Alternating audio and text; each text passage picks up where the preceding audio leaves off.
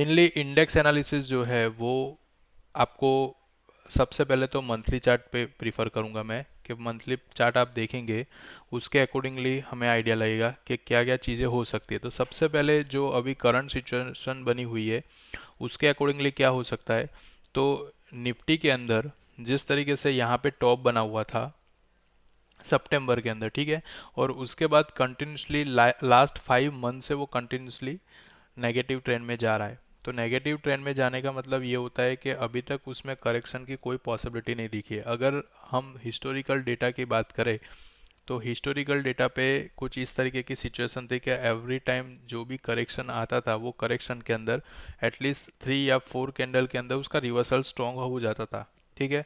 अगर आप last time की बात करें तो जैसे यहाँ पे जो मूवमेंट हुई थी मंथली के बेस पे, पूरा मंथली का चार्ट मैंने किया हुआ है, तो मंथली के बेस पे लास्ट 4 मंथ से यहाँ पे नेगेटिव था, उसके बाद की जो रिकवरी आई तो वो स्ट्रॉन्ग आई और उसके साथ वो एक अगेन टॉप की तरफ गया है, ठीक है। उससे पहले अगर हम 90-20 की बात करें तो उस टाइम पे भी कोरोना इफेक्ट की वजह से जो मार्केट के अंदर फियर था और उसकी वजह से जो फॉल आया था, तो वो भी बहुत बड़ा फॉल यहाँ पे देखने को मिला था। बट वो ऑलमोस्ट 3 मंथ का जो फॉल था उसके बाद उसने सडनली यहाँ पे रिकवरी दी थी।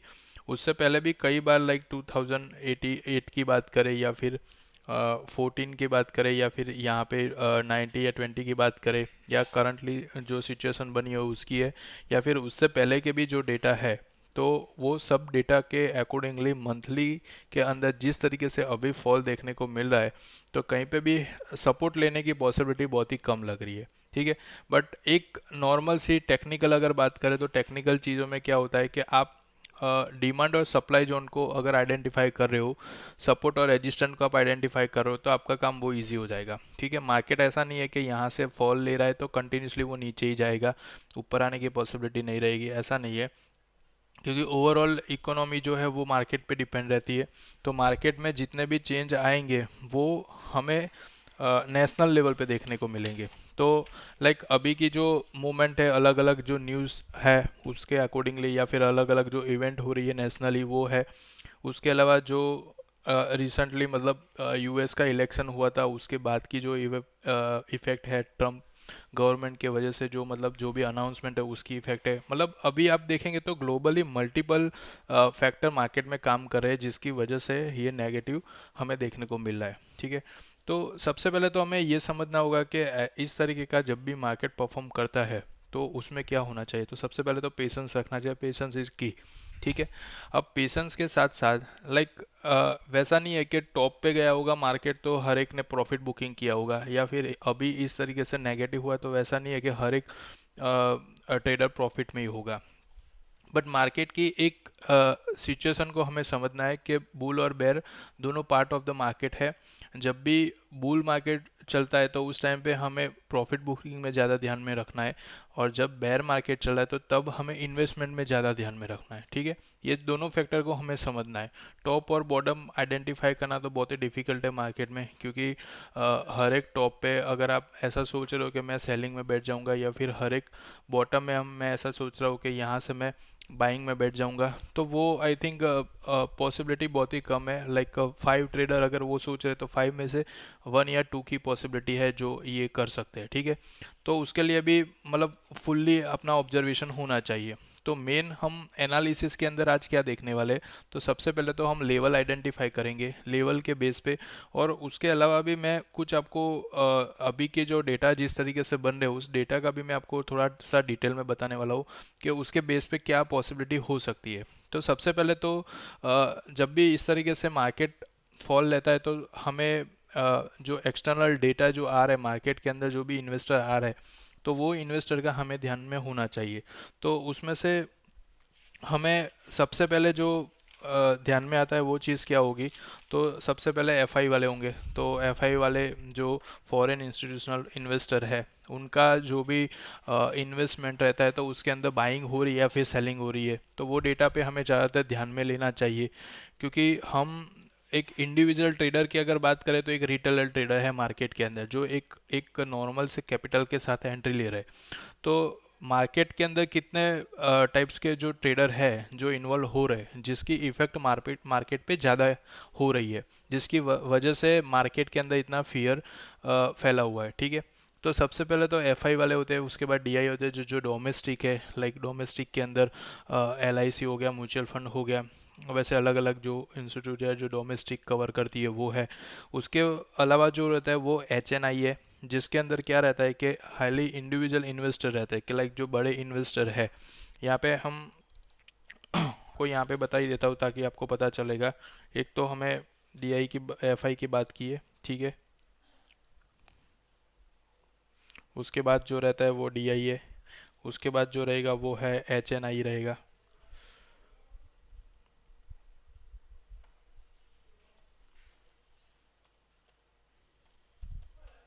और उसके बाद जो रहता है वो है रिटेलर वाले, ठीक है।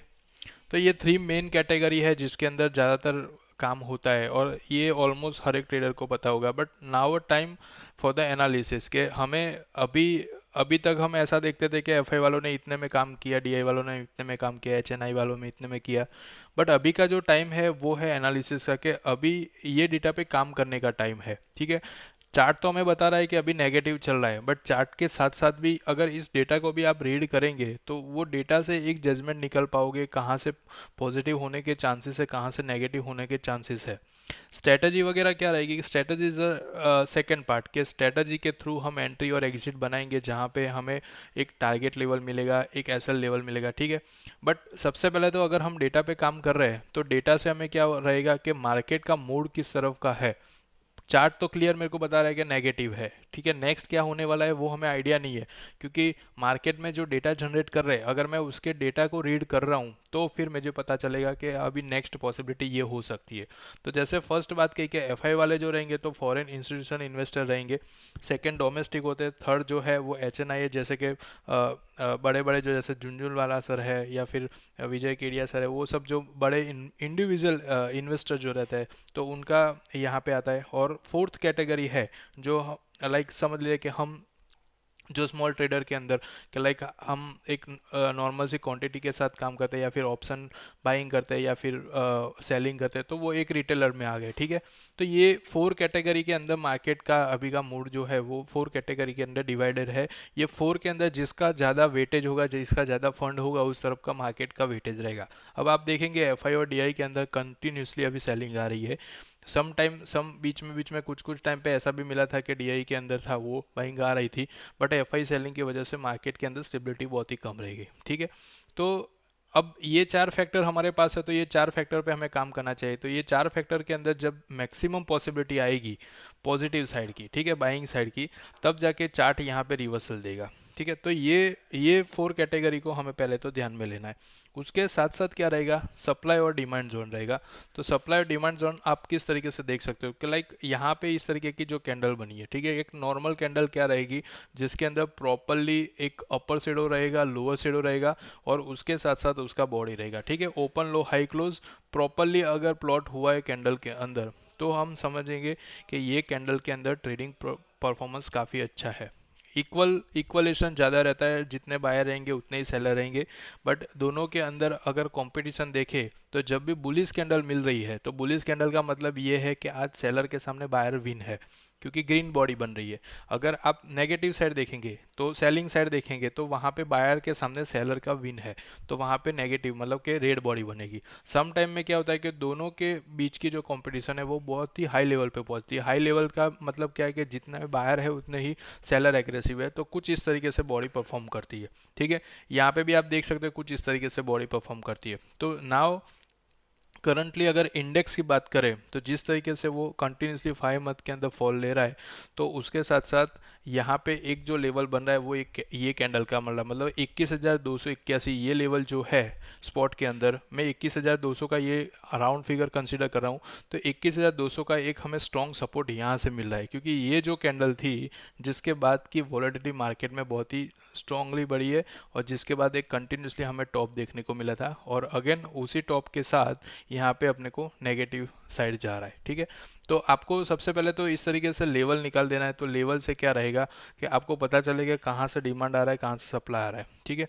अब इसको निकालने के बाद ऑलवेज डिमांड हमें बॉटम से मिलेगा, सप्लाई हमें टॉप से मिलेगा।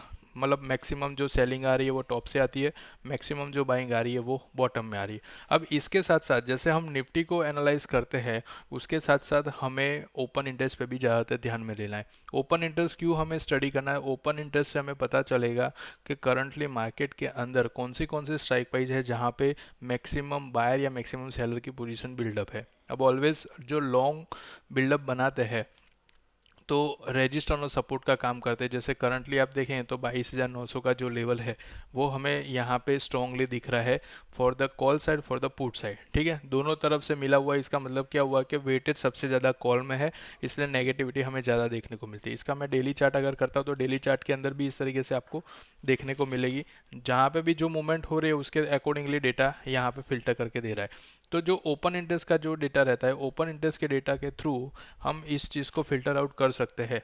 अब ओपन इंटरेस्ट के अंदर जिस तरीके से अभी करंटली जो नेगेटिव है उसके अकॉर्डिंगली आप पीसीआर का भी डेटा देखें तो पीसीआर में क्या है 0.65।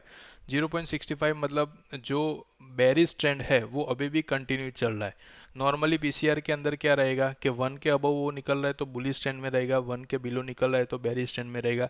अब 1 के बिलो भी ऑलमोस्ट 0.65 है, मतलब कि मैक्सिमम जाने की पॉसिबिलिटी 0.40 या 50 की हो सकती है, ठीक है, मतलब और भी वहाँ नेगेटिव हो सकता है। तो जिस तरीके से यहाँ पे हमें डिमांड का लेवल मिल रहा है ये कैंडल का, उसको आप मार्क करके चल सकते हो। यहाँ पे ऑलमोस्ट मैंने वो लेवल बनाया हुआ था ताकि आपको पता चलेगा कुछ इस तरीके से। आप देख सकते हो 21,281 का फर्स्ट लेवल है, सेकेंड लेवल हमारे पास 20 का है और थर्ड जो है वो 18,973 का है। ये 3 लेवल है जो बॉटम के अंदर काम कर सकते हैं। अभी का जो मैक्सिमम जिस तरीके से लेवल बन रहा है उसके अंदर हमें सिर्फ यही ध्यान में रखना चाहिए कि 21,200 की एक रेंज जो है जहाँ से कैंडल ने सपोर्ट लिया था उसके बिटवीन की क्लोजिंग आना चाहिए, वहाँ से मैक्सिमम रिवर्सल होने के चांसेस है।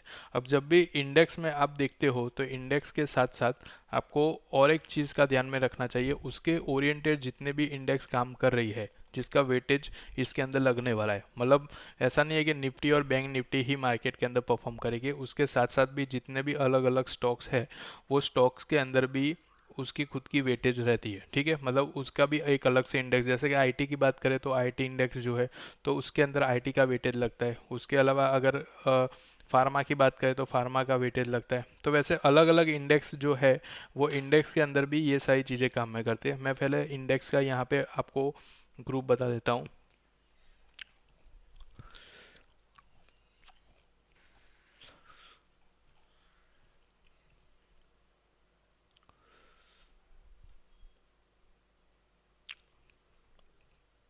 ओके, यहाँ पे जो मैंने अभी ओपन किया हुआ है वो इंडेक्स का ग्रुप है, और इसके साथ साथ जो मैंने इसमें से कुछ इंडेक्स को निकाल दिया है, आप बाय डिफ़ॉल्ट तो दिया हुआ है, उसके अलावा मैंने कुछ ये मैन्युअली ग्रुप बनाया हुआ है जिसके अंदर जो परफॉर्मिंग इंडेक्स है उसी को यहाँ पे एंटर किया हुआ है, ठीक है।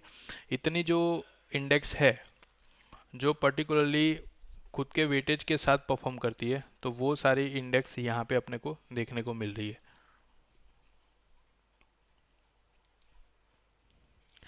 अब इसके अंदर आप अलग अलग इंडेक्स पे इस तरीके से क्लिक करेंगे तो हर एक इंडेक्स का आपको इस तरीके से व्यू मिल जाएगा, बट ब्लैंक चार्ट को देख के तो कोई फ़ायदा नहीं है क्योंकि इसके साथ कुछ स्ट्रेटजी होगी तो ही हम उसमें इम्प्लीमेंट कर सकेंगे। बट कहने का मतलब ऐसा है कि ये सारी जो इंडेक्स बनी हुई है उसका वेटेज मैक्सिमम मार्केट के अंदर परफॉर्म कर रहा है, ठीक है, इतनी इंडेक्स है। अब इससे हम डायरेक्ट स्ट्रेटजी पे आते हैं कि स्ट्रेटजी इसके लिए क्या हो सकती है और किसके बेस पे हम कर सकते हैं। तो मैं सबसे पहले एक स्क्रीन को ओपन कर रहा हूँ यहाँ पे।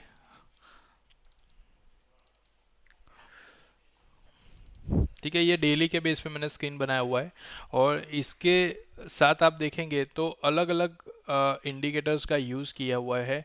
हम इंडिकेटर में नहीं जा रहे, स्पेशली इसके अंदर जो जिस तरीके से इसमें काम होता है, जिस तरीके से इसका परफॉर्मेंस है वो चीज़ पे हम ज़्यादातर ध्यान देते हैं। तो सबसे पहले तो आपको क्या देखना है, तो जैसे निफ्टी का यहाँ पे मैंने चार्ट ओपन किया हुआ है, तो सबसे पहले सिग्नल पे आपको ध्यान में देना है कि कौन से सिग्नल पे क्या यहाँ पे डेफिनेशन आ रही है। तो फर्स्ट आप देखेंगे तो यहाँ पे सेलिंग सिग्नल है। सेलिंग सिग्नल का मतलब क्या हुआ, यहाँ पे सेल करना वैसा नहीं है, सेलिंग का मतलब हो गया कि यहाँ पे इंडिकेट कर रहा है कि यहाँ से पॉसिबिलिटी है कि नेगेटिव हो सकता है, ठीक है। उसके बाद यहाँ पे आप देखेंगे तो बी का सिग्नल दे, मतलब बाइंग करना नहीं है, यहाँ पे पॉसिबिलिटी है कि यहाँ से पॉजिटिव हो सकता है। मतलब एवरी सिग्नल को हमें फॉलो नहीं करना है, पहले तो ये समझना है, क्योंकि हर एक इंडिकेटर का खुद का लॉजिक होता है और उसके अंदर जो मैथमेटिकल फॉर्मूला परफॉर्म हो रहा है उसके अकॉर्डिंगली वो हमें डेफिनेशन प्रोवाइड करता है, मतलब उसका कैलकुलेशन प्रोवाइड कर रहा है कि इस तरीके से ये सारी चीज़ें हो रही है। तो उसी की तरीके से यहाँ पे प्लॉट हो जाते हैं। अब ज़रूरी नहीं है कि उसके अकॉर्डिंगली ही मार्केट का परफॉर्मेंस हो, मतलब हर एक आप समटाइम देखते होंगे कि एक स्टॉक, आप एक ही स्टॉक को अगर अलग अलग स्टडी में देखेंगे तो किसी में बाइंग दिखा रहा है, किसी में सेलिंग दिखा रहा है, किसी में ब्रेकआउट में दिखा रहा है, तो वो पॉसिबिलिटी है क्योंकि हर एक का कैलकुलेशन अलग अलग है। तो इसलिए यहाँ पे जो सिग्नल बना रहा है वो सिग्नल का मीनिंग यही होता है कि यहाँ से कुछ पॉसिबिलिटी है नेगेटिव साइड, यहाँ से कुछ पॉसिबिलिटी है पॉजिटिव साइड। सेकेंड, आपको यहाँ पे नीचे की तरफ देखना है, यहाँ पे जो इंडिकेटर दिया हुआ है इसके अंदर आपको पूरा बुलिश और बेरिश दोनों का हमने डिवाइड किया हुआ है। उस तरीके से स्प्रेड आप बोल सकते हो, वो स्प्रेड पूरा यहाँ पे प्लॉट किया हुआ है। जहाँ पे भी पॉजिटिविटी होगा वहाँ पे इस तरीके से कुछ ग्रीन में दिखेगा, जहाँ पे भी नेगेटिविटी होगी वहाँ पे कुछ इस तरीके से रेड में दिखेगा। तो अभी ये दोनों को कंबाइन करके आप चल सकते हो कि लाइक यहाँ पे जो भी सिग्नल बन रहा है वो सिग्नल के टाइम पे अगर यहाँ पे नेगेटिविटी है, इसका मतलब क्या है, नेगेटिव वेटेज इस तरफ ज़्यादा आ रहा है। अगर यहाँ पे सिग्नल बन रहा है और ऊपर पॉजिटिविटी है तो इसका मतलब है कि पॉजिटिविटी यहाँ पे कंटिन्यूसली आ रही है। तो जब भी इस तरीके से सिग्नल को आप फॉलो करेंगे उस टाइम पे अपने को मस्ट ये इंडिकेटर का यूज़ करना है, यहाँ पे जो स्प्रेड दिया उसका यूज़ करना है, जिससे हमें पता चलेगा कि अभी करंटली सिचुएशन क्या बनी हुई। जैसे कि यहाँ पे एक आया था सिग्नल, ठीक है, कि इसका मतलब ये हो रहा था कि मार्केट यहाँ पे पॉजिटिव हो सकता है, बट यहाँ पे आप देख सकते हो कि ओवरऑल जो था वो नेगेटिव में ही चल रहा था। यहाँ पे एक नॉर्मल सा, यहाँ पे खाली एक दिन के लिए ऊपर गया और फिर नीचे आ गया। अब डेली के बेस के डेली के बेस पे ये पूरा ग्राफ है, तो डेली में नॉर्मली क्या होता है कि डेली का जब भी कैंडल बनता है तो वो जब तक क्लोजिंग नहीं देता है तब तक हम उसको कंफर्मेशन में नहीं ले सकते। अगर प्राइस एक्शन थियरी इसके पीछे काम कर रही है तो प्राइस एक्शन का मतलब क्या होगा कि प्राइस अगर कंटिन्यूसली बढ़ रहा है तो ही प्राइस एक्शन थियरी काम कर रही है। अदरवाइज क्या है, ब्रेक ले लेके चल रहा है, मतलब कि चार्ट कुछ इस तरीके से चल रहा है, तो इसका मतलब है कि उसके अंदर परफॉर्मेंस अच्छा नहीं है, ठीक है, उसमें प्राइस थियरी काम नहीं करे। जैसे ये आप देखेंगे कि यहाँ पे जो सिग्नल मिला, सिग्नल के बाद अगर वो कंटिन्यूसली नेगेटिव ट्रेंड में जा रहे, पर्टिकुलरली डे की मूवमेंट नहीं होनी चाहिए। प्राइस एक्शन में ऑलवेज ये रूल्स याद रखिए कि जब भी इस तरीके से सिग्नल बनेंगे तो उसकी जो एक्टिविटी है, उसकी जो नेगेटिविटी है वो कंटिन्यूसली होनी चाहिए, तो ही प्राइस एक्शन थियरी काम करेगी। अगर एक दिन का वो नेगेटिव दिखा के सेकेंड डे वो पॉजिटिव हो रहा है, इसका मतलब है कि प्राइस थियरी यहाँ पे काम नहीं करे। इसलिए यहाँ पे जब भी कैंडल का क्लोजिंग आएगा फिर नेक्स्ट डे से हम उसके बारे में सोच सकते हैं कि हाँ यहाँ पे कल नेगेटिव सिग्नल आया था, अब यहाँ से कुछ नेगेटिव ट्रेंड बन सकता है, ये कंटिन्यूसली नीचे की तरफ जाएगा, ठीक है। तो ये दोनों सिग्नल जो बने हुए हैं वो दोनों सिग्नल में से आप समझ सकते हो कि ये सिग्नल था वो परफेक्ट चला, ये सिग्नल भी परफेक्ट है, ये यहाँ पे फेल हो गया, क्योंकि जैसे मैंने रूल्स बताया आपको कि ये प्राइस एक्शन की थियरी के अकॉर्डिंगली परफॉर्म नहीं करा, इसलिए यहाँ पे सेकेंड डे में हम देखेंगे तो इसके अंदर कोई परफॉर्मेंस नहीं था और ओवरऑल ये नेगेटिव की तरफ जा रहा था। तो यहाँ पे हम कोई भी पॉजिटिव ट्रेंड इंडिकेट नहीं कर सकते, ठीक है। थर्ड, यहाँ पे आप नीचे की तरफ देखेंगे तो नीचे की तरफ क्या बना हुआ है, इसके अंदर आप अलग से देख सकते हो, इसको मैं यहाँ पे आप देख सकते हो तो ये एक स्ट्रेंथ दिखा रहा है। स्ट्रेंथ से क्या होगा, सम टाइम ऐसा रहता है कि लाइक नेगेटिव हुआ तो कितना नेगेटिव हुआ है, कौन से दिन तक नेगेटिव हुआ है। अगर नेगेटिव हो रहा है और वहाँ से रिवर्सल आ रहा है बट अभी तक यहाँ पे ट्रेंड इंडिकेशन नहीं मिला है पॉजिटिव का, तो उसका मीनिंग नहीं है, ठीक है। मतलब दोनों चीज़ को आप अगर कंबाइन करेंगे तो जैसे ये बॉटम बना हुआ था, इंडिकेशन में दोनों में बॉटम बना हुआ था, प्राइस में भी बॉटम था, और उसका रिवर्सल कहाँ से स्टार्ट हुआ, ये बॉटम से उसका रिवर्सल स्टार्ट हुआ, बट इसमें स्ट्रेंथ नहीं थी। स्ट्रेंथ नहीं थी तो ये सिग्नल अगेन फेल हो गया, मतलब कि यहाँ पे जो नेगेटिव ट्रेंड था वो अभी तक कंटिन्यू है, मतलब हर एक टॉप पे एक स्ट्रांगली नेगेटिव ट्रेंड बन रहा है, ठीक है। अब इस तरीके से आप हर एक इंडेक्स के अंदर ये चीज़ आइडेंटिफाई कर सकते हो। इसका आप चार्ट वाइज देखेंगे, यहाँ पे मैंने पूरा ग्रुप बनाया हुआ, ग्रुप के अकॉर्डिंगली आप देखेंगे तो आपको पता चलेगा कौन से इंडेक्स है वो नेगेटिव ट्रेंड में अभी चल रही है। ऑलमोस्ट मार्केट जिस तरीके से नेगेटिव है, हर एक इंडेक्स के अंदर ये नेगेटिव में ही परफॉर्म कर रहे हैं। इस तरीके से आप देखेंगे तो हर एक के अंदर वो नेगेटिव परफॉर्म कर रहा है। अब ये नेगेटिव परफॉर्म कर रहा है तो इस तरीके के जो भी इंडेक्स है उसमें हमें अगर एक फ्रेश सिग्नल मिलता है तो किस तरीके से काम करना है। तो हमारे पास फर्स्ट रिक्वायरमेंट रहेगी टारगेट की और सेकंड रिक्वायरमेंट रहेगी एसएल। हमेशा टारगेट और एसएल को मैनेज करके रखना चाहिए, क्योंकि टारगेट और एसएल से ही हमें ट्रेड की एक्यूरेसी पता चलेगी।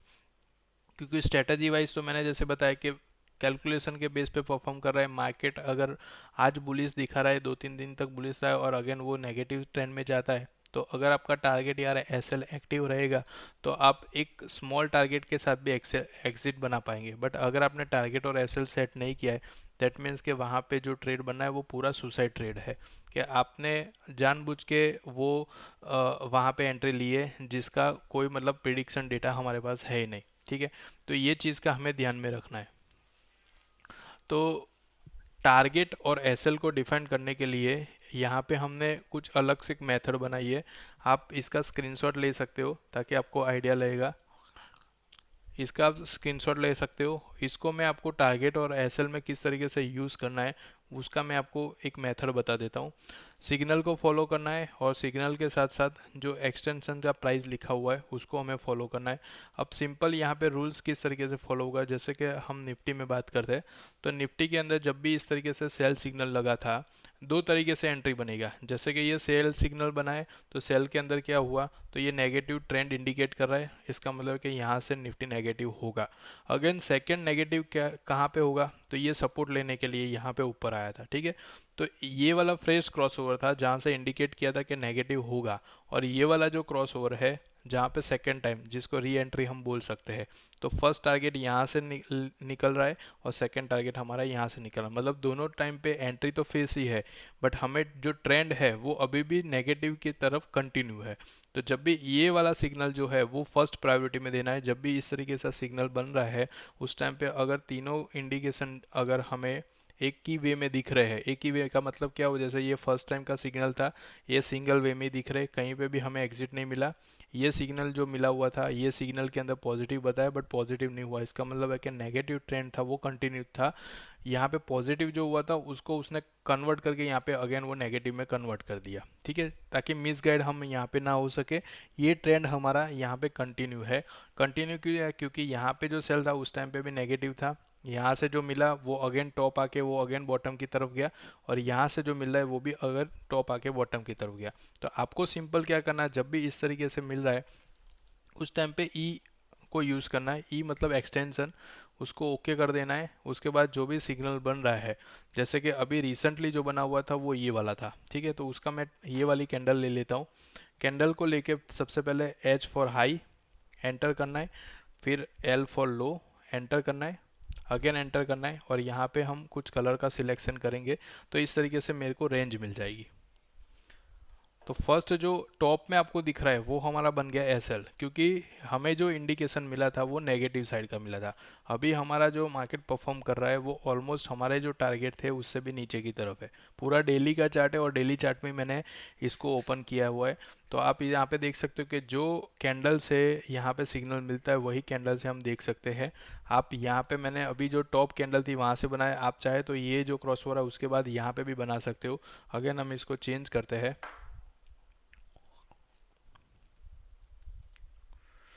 ये वाली कैंडल पे अगर मैं बनाता हूँ तो यहाँ पे भी क्या रहेगा, सबसे पहले ई करना है, मैं फिर से बता रहा हूँ ई करना है, उसके बाद ओके करना है, कैंडल पे ले जाना है, जो भी क्रॉस ओवर वाला कैंडल है उसके ऊपर ले जाके एच प्रेस करेंगे तो हाई आ जाएगा, उसके बाद एंटर करना है, फिर अगेन एल प्रेस करेंगे तो लो आ जाएगा, एंटर करना है, उसके बाद अगेन एंटर करना है, कलर सिलेक्शन का आएगा, मैंने कलर को सिलेक्ट किया और ओके किया, तो मेरे पास एक एस एल मिल गया अपर साइड में, और डाउन साइड में मैं कंट्रोल दबा के अगर डाउन कर रहा हूँ तो डाउन साइड में मेरा टारगेट मिल गया।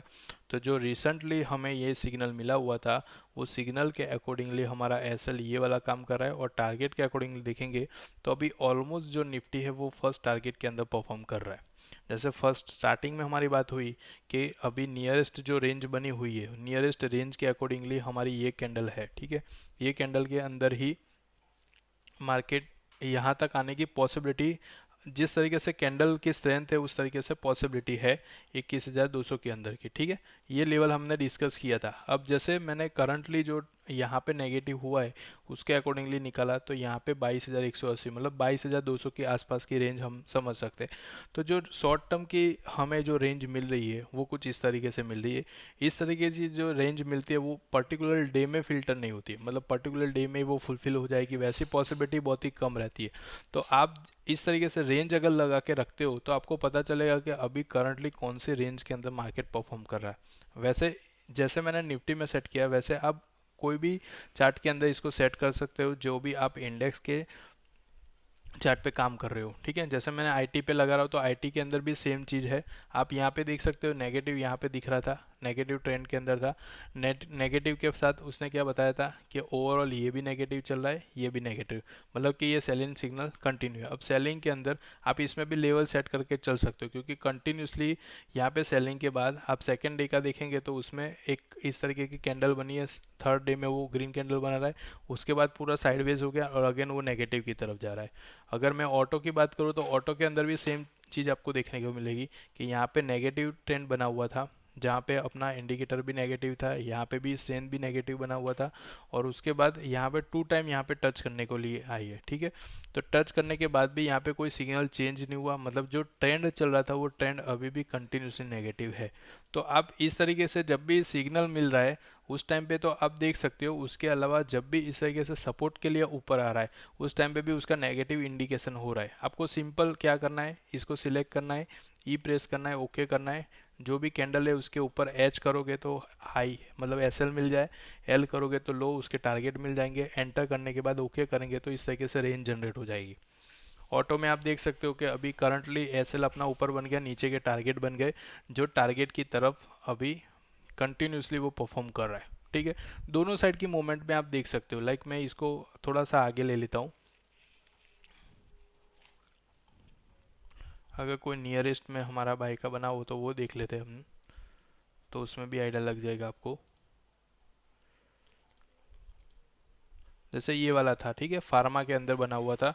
यहाँ पे आप देख सकते हो कि यहाँ पे पॉजिटिव क्रॉस ओवर था, ठीक है, और उसके साथ ये इंडिकेशन भी पॉजिटिव था, और यहाँ पे प्राइस भी अच्छा खासा परफॉर्म किया था।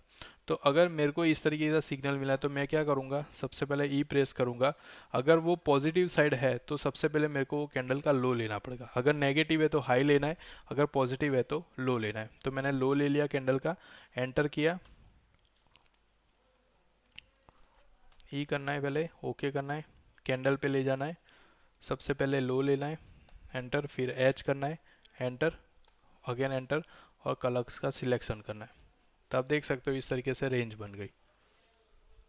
अब ये जो रेंज बनी हुई है वो रेंज के अंदर आप देखेंगे तो कंप्लीट काम किया। ये हमारा एसएल बना हुआ था, ये फर्स्ट टारगेट, ये सेकंड और ये थर्ड टारगेट। ठीक है, तीनों को उसने अचीव कर लिया, और तीनों पे अचीव करने के बाद वो थोड़ा सा साइडवेज हुआ है, और साइडवेज होने के बाद वो अगेन यहाँ से लेवल से नीचे नेगेटिव होना स्टार्ट हो गया। मतलब लेवल से हमें यहाँ पे पता चल गया कि जो पॉजिटिव ट्रेंड थी उसकी स्ट्रेंथ यहाँ पे ख़त्म हो गई है, और यहाँ पे थोड़ा सा साइडवेज हुआ। साइडवेज मतलब कितने दिन तक, 1 2 3 4 4 दिन तक कंटिन्यूसली एक ही लेवल पे वो स्टे कर रहा है। ठीक है, तो ये सारी बेसिक सी चीज़ है कि 4 5 दिन तक एक ही प्राइस पे अगर कैंडल परफॉर्म कर रहा है, इसका मतलब है कि कुछ इसमें चेंजेस आने के चांसेस है। अगर बुलिश ट्रेंड में चल रहा है तो यहाँ पे नेगेटिव होने के चांसेस है, अगर बेरिश में चल रहा है तो वो यहाँ पे ब्रेकआउट आने के चांसेस है। तो वो सारी चीज़ें हम बेसिक सी है जो हम इजीली यहाँ पे चार्ट पे देख के भी समझ सकते हैं।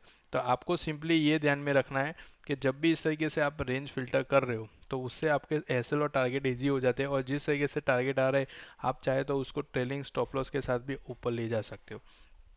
तो ये पूरी जो स्क्रीन है वो स्पेशली हमने इंडेक्स के लिए ही बनाई है, जिसके अंदर आप अपने टारगेट के साथ यहाँ पे टारगेट भी कुछ डिसाइड नहीं करना है, जो यहाँ पे परसेंटेज ऐड किए हुए उसी को ऐड करना है, ताकि आप इजीली इसमें जो टारगेट और एसएल बन रहे हैं उसको अचीव कर सके। ठीक है, तो ये जो स्क्रीन है उसको आपको स्पेशली जो सिलेक्टेड इंडेक्स है उसके अंदर काम करना है। उसके अलावा भी इसके अलावा भी कुछ इंडेक्स है जिसके अंदर अगर आप देखते हो तो वो आप यहाँ पे ऐड करके उसमें देख सकते हो, ताकि ये स्क्रीन के थ्रू आपको उसमें मैक्सिमम बेनिफिट मिलेगा। अभी तो जितने भी मैंने यहाँ पे इंडेक्स देखे पूरे सेटअप के अकॉर्डिंग सारे नेगेटिव है। अगर यहाँ पे कुछ भी रिवर्सल आता है ठीक है, मार्केट के अंदर। तो यहाँ पे मैक्सिमम क्रॉस ओवर आने के चांसेस है, मैक्सिमम यहाँ पे आप देखेंगे तो ब्रेकआउट, जितने भी अब नेगेटिव जो मिले हुए हैं ट्रेंड, वो सारे पॉजिटिव होने के चांसेस है। तो आप ये बेस्ट टाइम है आपको ये एनालाइज करने का कि अभी जितने भी इंडेक्स नेगेटिव बनी हुई है, कौन से लेवल से उसमें पॉजिटिविटी आ सकती है। तो ये तीनों को आप यहाँ पे एनालाइज में लाइए, तीनों को आप वॉच लिस्ट में लाइए, ताकि आपको पता चलेगा कि जो भी इंडेक्स के अंदर जैसे यहाँ पे सिग्नल जनरेट होता है तो वहाँ पे उसकी स्ट्रेंथ कितनी है और पॉजिटिव होने के चांसेस कितने हैं, वो मैंने जैसे आपको टारगेट और एसएल का बताया, वो प्लॉट करना है। जैसे सिग्नल बनता है डायरेक्ट ट्रेड में नहीं जाना है, सिग्नल बनता है इसका मतलब वहाँ पे पॉसिबिलिटी आई, तीनों का कंफर्मेशन आपको लेना है। कंफर्मेशन के बाद आपका जो टारगेट और एसएल है जो मैंने आपको बताया उस तरीके से प्लॉट करना है। वो प्लॉट करने के बाद आप उसके अंदर वो पॉजिटिव कंटिन्यू जा रहा है तो आप उसके साथ जा सकते हो, ठीक है। तो ये सारी चीज़ें आपको ध्यान में रखनी है इंडेक्स के अंदर। और जो ये मेन इंडेक्स है, जो परफॉर्मिंग इंडेक्स है, उसका पूरा ग्रुप बना है, उसका इसका भी चाहे तो आप स्क्रीनशॉट ले सकते हो, जिसके थ्रू आपको पता चलेगा कि इतने इंडेक्स के अंदर मेजर मार्केट के अंदर अच्छी खासी वॉलेटिलिटी हमें देखने को